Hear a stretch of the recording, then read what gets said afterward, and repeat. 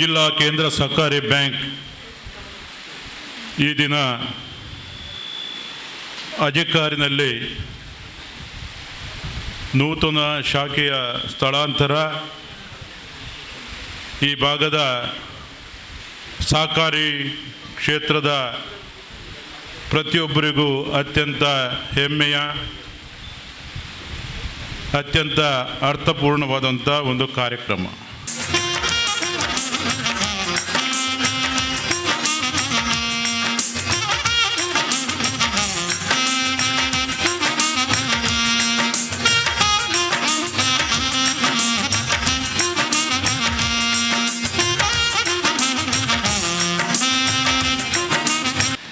ಸಾಲಪತ್ರ ವಿತರಣೆ.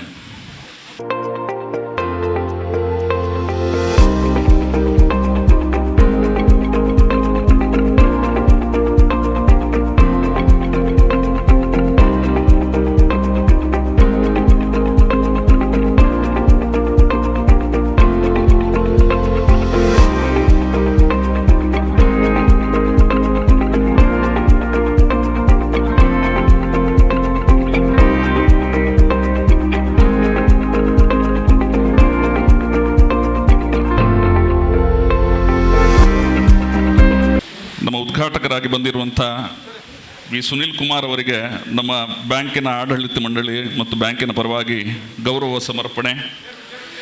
2004ರಿಂದ ಪ್ರಥಮ ಬಾರಿಗೆ ಕಾರ್ಕಳ ವಿಧಾನಸಭಾ ಶಾಸಕರಾಗಿ ಆಯ್ಕೆಗೊಂಡಿರುವವರು, ನಿರಂತರವಾಗಿ 3 ಬಾರಿ ಶಾಸಕರಾಗಿ, ವಿರೋಧ ಪಕ್ಷದ ಮುಖ್ಯ ಸಚೇತಕರಾಗಿ, ರಾಜ್ಯ ಸರ್ಕಾರ ಮುಖ್ಯ ಸಚೇತಕರಾಗಿ, ಈಗ ಕರ್ನಾಟಕ ಸರ್ಕಾರದ ಮಾನ್ಯ ಇಂಧನ ಹಾಗೂ ಕನ್ನಡ ಮತ್ತು ಸಂಸ್ಕೃತಿ ಇಲಾಖೆ ಸಚಿವರಾಗಿದ್ದ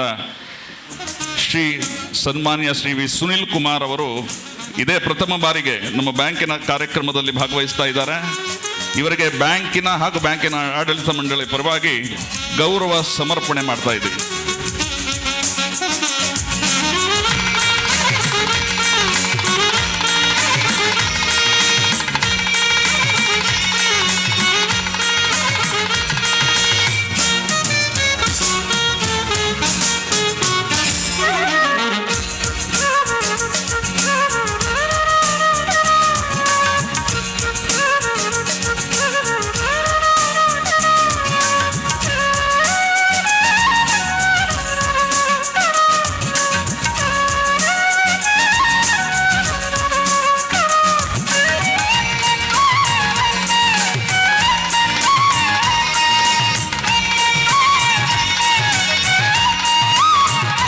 ಒಂದು ಸಹಕಾರಿ ಕ್ಷೇತ್ರವನ್ನು ಕೇಂದ್ರವಾಗಿಟ್ಟುಕೊಂಡು ಯಾವ ರೀತಿ ಜನರ ಬಳಿಗೆ ಹೋಗಲಿಕ್ಕೆ ಸಾಧ್ಯ ಇದೆ, ತನ್ಮೂಲಕ ಆರ್ಥಿಕವಾಗಿ ಯಾವ ರೀತಿಯಾದಂತಹ ಸಹಾಯವನ್ನು ಮಾಡಬಹುದು ಅನ್ನೋದನ್ನ ಅತ್ಯಂತ ಯಶಸ್ವಿಯಾಗಿ ಮಾಡಿ ತೋರಿಸಿದಂಥವರು ಮಾನ್ಯ ರಾಜೇಂದ್ರ ಕುಮಾರ್ ಅವರು.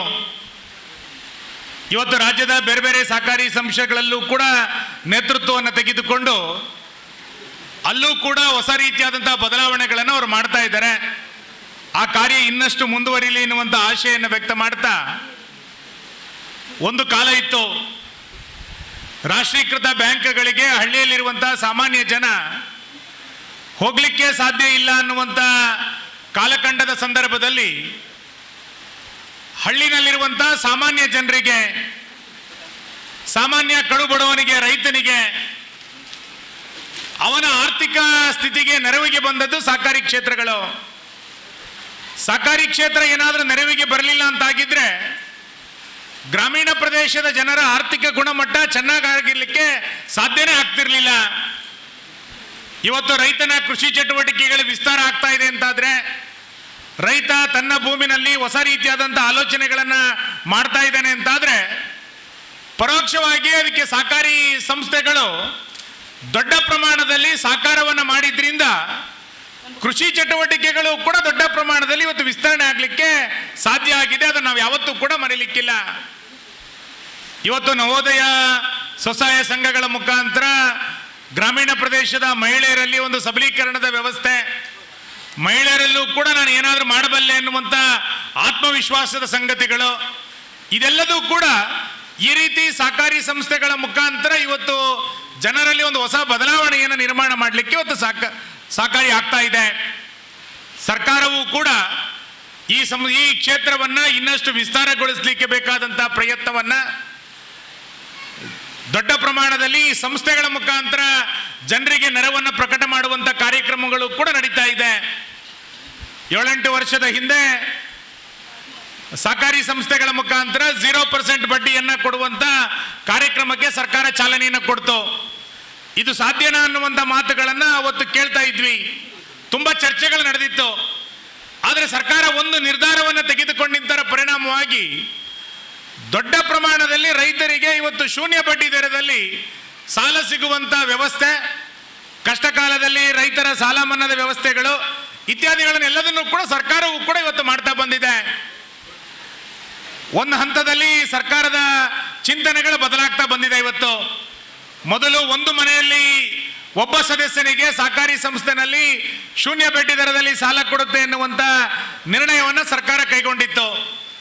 ಆದರೆ ಇವತ್ತದು ಇನ್ನಷ್ಟು ಚೆನ್ನಾಗಾಗಬೇಕು, ಇನ್ನಷ್ಟು ವಿಸ್ತಾರಗೊಳಿಸಬೇಕು ಅನ್ನುವಂಥ ಹಿನ್ನೆಲೆಯಿಂದ ಸರ್ಕಾರ ತಾನು ಮಾಡಿದ ಕಾನೂನಿಗೆ ಮಾರ್ಪಾಡನ್ನು ಮಾಡಿ ಒಂದು ಮನೆಯಲ್ಲಿ ಇನ್ನೂ ಕೆಲವರು ಇದ್ರೆ ಅವ್ರಿಗೂ ಕೂಡ ಶೂನ್ಯ ಬಡ್ಡಿ ದರದಲ್ಲಿ ಸಾಲವನ್ನು ಕೊಡಬಹುದು ಅನ್ನುವಂಥ ನಿರ್ಣಯವನ್ನು ಇವತ್ತು ಸರ್ಕಾರ ಮಾಡಿರೋದ ಪರಿಣಾಮವಾಗಿ ಕುಟುಂಬದಲ್ಲಿರುವಂಥ ಎಲ್ಲರಿಗೂ ಕೂಡ ಈ ರೀತಿಯಾದಂಥ ನೆರವುಗಳು ಇವತ್ತು ದೊರಕಲಿಕ್ಕೆ ಸಾಧ್ಯ ಆಗಿದೆ. ಕೇಂದ್ರ ಸರ್ಕಾರ ಸಹಕಾರಿ ಸಚಿವಾಲಯವನ್ನು ಇವತ್ತು ತೆರೆಯೋದ್ರ ಮುಖಾಂತರ ಇನ್ನೊಂದು ರೀತಿಯಾದಂಥ ಹೊಸ ಆಯಾಮದ ಕಡೆಗೆ ಇವತ್ತು ಸರ್ಕಾರ ಹೊರಟಿದೆ. ಸಾಧಕ ಬಾಧಕಗಳ ಬಗ್ಗೆ ಇನ್ನಷ್ಟು ಚರ್ಚೆಗಳಾಗಬೇಕು. ಇದು ರಾಜ್ಯದ ಹಿಡಿತದಲ್ಲಿರಬೇಕಾ, ಕೇಂದ್ರದ ಹಿಡಿತಕ್ಕೆ ಬರಬೇಕಾ, ಸ್ವತಂತ್ರವಾಗಿ ಇದು ನಡಿಬೇಕಾ, ಇದರಲ್ಲಿ ಚರ್ಚೆಗಳು ನಡಿಬೇಕು. ಆದರೆ ಹೊಸ ಚಿಂತನೆಗಳು ಇವತ್ತು ಕೇಂದ್ರ ಸರ್ಕಾರದ ಮುಖಾಂತರವಾಗ್ತಾ ಒಂದು ಪ್ರತ್ಯೇಕ ಸಚಿವಾಲಯವನ್ನು ನಿರ್ಮಾಣ ಮಾಡಿ ಇದನ್ನು ಬಲಿಷ್ಠಗೊಳಿಸಬೇಕು ಅನ್ನುವಂಥ ದೂರದೃಷ್ಟಿಯ ಚಿಂತನೆಗಳು ಕೂಡ ಇವತ್ತು ಕೇಂದ್ರ ಸರ್ಕಾರದ ಮುಖಾಂತರ ಇದೆ. ಖಂಡಿತ ಇದೆಲ್ಲದರ ಲಾಭವನ್ನು ನಾವೆಲ್ಲರೂ ಕೂಡ ಪಡ್ಕೊಳ್ಳೋಣ. ಇವತ್ತು ಕೋವಿಡಿನ ಸಂದರ್ಭದಲ್ಲಿ ಕೋವಿಡ್ ಇವತ್ತು ಎಲ್ಲ ಹಂತದಲ್ಲಿ ಎಲ್ಲರಿಗೂ ಕೂಡ ಆರೋಗ್ಯಕ್ಕೆ ಮಾತ್ರ ಸಮಸ್ಯೆ ಅಲ್ಲ, ಎಲ್ಲ ರೀತಿಯಾದಂಥ ವ್ಯವಹಾರಗಳಿಗೂ ಕೂಡ ಬಹಳ ದೊಡ್ಡ ಪ್ರಮಾಣದ ಸಮಸ್ಯೆಗಳು ಕೋವಿಡಿನ ಕಾರಣಕ್ಕೆ ಇವತ್ತಾಗಿದೆ. ಇವತ್ತು ಕೋವಿಡ್ನಲ್ಲಿ ತೊಂದರೆ ಆಗಿರುವಂಥವರಿಗೆ DCC ಬ್ಯಾಂಕ್ ಇವತ್ತು ನೆರವಿಗೆ ಬಂದಿದೆ. ಅಪಘಾತದಲ್ಲಿ ತೊಂದರೆ ಆಗಿರುವಂಥವ್ರಿಗೆ ಇವತ್ತು ಸಂಸ್ಥೆ ಇವತ್ತು ನೆರವಿಗೆ ಬಂದಿರುವಂಥದ್ದು ನಾವು ಜನರ ಸಂಕಷ್ಟಕ್ಕಿದ್ದೇವೆ ಎನ್ನುವಂಥ ಸ್ಪಷ್ಟವಾದಂಥ ಸಂದೇಶವನ್ನು ಇವತ್ತು SDCC ಬ್ಯಾಂಕ್ ಇವತ್ತು ಕೊಟ್ಟಿರುವಂಥದ್ದು ಅತ್ಯಂತ ಶ್ಲಾಘನೀಯ.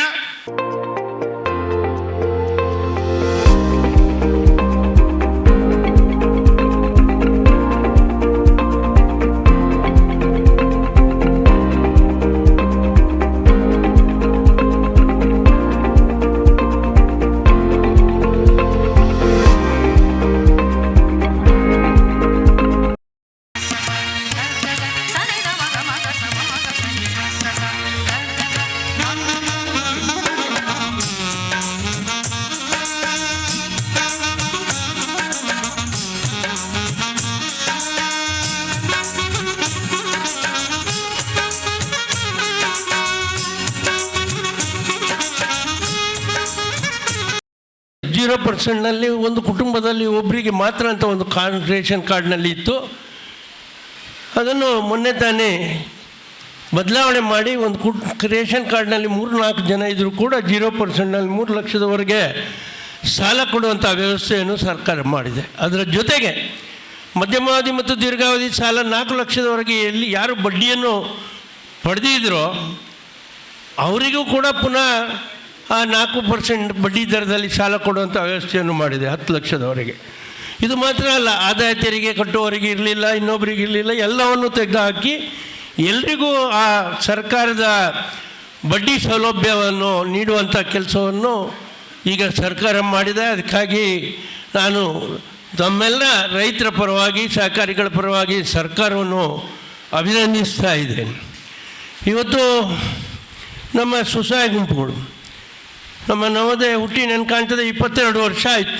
ಆವಾಗ ಈ ಹೆಂಗಸರೆಲ್ಲ ಯಾವುದೇ ಸಮಾರಂಭದಲ್ಲಿ ನಾವು ಕಾಣೋದಿದ್ರೆ ಒಂದು ಅಷ್ಟು ಗಂಡಸರು ಮಾತ್ರ ಇತ್ತು. ಇವತ್ತಿನ ದಿವಸದಲ್ಲಿ ಸರಿಸಮಾನಗಿಂತ ಹೆಚ್ಚಾಗಿ ಮಹಿಳೆಯರು ಭಾಗವಹಿಸ್ತಾ ಇದ್ದಾರೆ. ಅಂದರೆ ಅವರು ಸ್ವಾವಲಂಬಿ ಜೀವನವನ್ನು ಕಂಡುಕೊಂಡಿದ್ದಾರೆ. ಅವರು ಈ ಕ್ಷೇತ್ರದಿಂದಾಗಿ ನಾವು ಅಭಿವೃದ್ಧಿ ಹೊಂದಿದ್ದೇವೆ, ಸ್ವಾವಲಂಬಿಗಳಾಗಿದ್ದೇವೆ ಅನ್ನುವಂಥದ್ದನ್ನು ಕಂಡುಕೊಂಡದ್ರಿಂದ ಇದು ನಮ್ಮ ಕಾರ್ಯಕ್ರಮ, ನಮ್ಮ ಅಭಿವೃದ್ಧಿಗೋಸ್ಕರ ಇರುವಂಥ ಕಾರ್ಯಕ್ರಮ ಅನ್ನುವಂಥ ದೃಷ್ಟಿಕೋನದಿಂದ ಎಲ್ಲ ಕಾರ್ಯಕ್ರಮಗಳಿಗೆ ಎಲ್ಲ ಕಡೆ ಭಾಗವಹಿಸ್ತಾ ಇದ್ದಾರೆ. ಅವರಿಗೂ ಕೂಡ ಹೇಳ್ತಾ ಇದ್ದೇನೆ, ನಾನು ಈಗ ಸಚಿವರ ಜೊತೆ ಸಮಾಲೋಚನೆ ಮಾಡಿದ್ದೀನಿ. ಸುಮಾರು ನಮ್ಮ ಅವಿಭಜಿತ 2 ಜಿಲ್ಲೆ ಮತ್ತೊಂದು 2 ಜಿಲ್ಲೆ ಸೇರಿಕೊಂಡು ನಬಾರ್ಡ್ನಿಂದ ಮೊದಲನೇ ಕಂತಾಗಿ 1,000 ಕೋಟಿ, ಎರಡನೇ ಕಂತಾಗಿ 1,000 ಕೋಟಿ, ಅದು ಸರಿಯಾಗಿ ವಿತರಣೆ ಮಾಡಿದ ನಂತರ ಇನ್ನೂ ಬೇಕಾದ ದುಡ್ಡು ತರಿಸುವಂಥ ಕೆಲಸವನ್ನು ನಾವು ಮಾಡ್ತಾ ಇದ್ದೇವೆ. ಈಗಾಗಲೇ ಈ ವಾರದಲ್ಲಿ ಅದಕ್ಕೆ ಒಂದು ಎಗ್ರಿಮೆಂಟಿಗೆ ಸಹಿ ಮಾಡುವಂಥ ಕೆಲಸವನ್ನು ಮಾಡ್ತಾ ಇದ್ದೇವೆ. ಅಂದರೆ ಯಾಕೆ ಹೇಳಿದರೆ, ಮಹಿಳೆಯರಿಗೆ ಸರ್ಕಾರದಲ್ಲಿಂದ ಈ ಸ್ವಸಹಾಯ ಗುಂಪಿನವರಿಗೆ 4%ನಲ್ಲಿ 8%ನಲ್ಲಿ 0%ನಲ್ಲಿ ಈಗ ಸಾಲ ಸಿಗ್ತದೆ. ಇವತ್ತು ಕೆಲವು ಕಡೆ ಜಾಸ್ತಿ ಬಡ್ಡಿಯಲ್ಲಿಯೂ ಸಾಲ ಸಿಗ್ತದೆ. ಸಾಲ ಸಿಗ್ತದೆ ಅಂತ ಹೇಳಿ ನಾವು ಸಾಲ ತಗೊಳ್ಳೋದಲ್ಲ, ಅದನ್ನು ಸದುಪಯೋಗ ಮಾಡುವ ರೀತಿಗೋಸ್ಕರ ನಾವು ಸ್ವಾವಲಂಬಿಗಳಿಗೋಸ್ಕರ ಸಾಲ ಪಡಿಬೇಕು. ಅದಕ್ಕೋಸ್ಕರ ನೀವು ಅತಿ ಹೆಚ್ಚು ಬಡ್ಡಿಯನ್ನು ಕೆಲ ಕಡೆ 20 ಅಂತೆ, ಕೆಲವುದೇ 15 ಅಂತೆ, ಕೆಲವು ಕೂಡ 16 ಅಂತೆ ಏನೆಲ್ಲ ಬಡ್ಡಿಗಳನ್ನು ವಿಧಿಸ್ತಾರೆ. ನಾನು ಹೇಳ್ತಾ ಇದ್ದೇನೆ, 2,000 ಕೋಟಿಯನ್ನು ಸಚಿವರ ನೇತೃತ್ವದಲ್ಲಿ ನಾವು ನಮ್ಮ ಜಿಲ್ಲೆಗಳಿಗೆ ತಂದು ನಮ್ಮ ಸ್ವಸಹಾಯ ಗುಂಪಿನವರಿಗೆ ಕಡಿಮೆ ಬಡ್ಡಿಯಲ್ಲಿ ಸಾಲ ಕೊಡುವಂಥ ವ್ಯವಸ್ಥೆಯನ್ನು ಮಾಡ್ತಾ ಇದ್ದೇವೆ.